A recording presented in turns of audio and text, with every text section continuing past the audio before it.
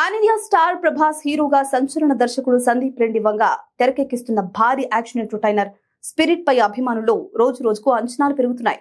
ఈ చిత్రంలో ప్రభాస్ తొలిసారిగా పవర్ఫుల్ పోలీస్ ఆఫీసర్ పాత్రలో కనిపించనున్నాడు. డార్లింగ్ సరసన బాలీవుడ్ నటి తృప్తి డిమ్రీ హీరోయిన్ గా నటిస్తుంది. ఇప్పటికే షూటింగ్ శరవేగంగా సాగుతుండగా సినిమా గురించి వస్తున్న తాజా అప్డేట్స్ మరింత ఆసక్తిని పెంచుతున్నాయి. లేటెస్ట్ అప్డేట్ ప్రకారం స్పిరిట్ ఇంటర్వెల్ పీక్స్ లో ఉంటుందట. ఇంటర్వెల్ బ్యాంగ్ లో వచ్చే భారీ యాక్షన్ సీక్వెన్స్ సినిమాకి హైలైట్ గా నిలవనుందట. సందీప్ రెడ్డి వంగ ఈ ఫైట్ ను అత్యంత భిన్నంగా భారీ స్థాయిలో ప్లాన్ చేస్తున్నట్లు తెలుస్తుంది.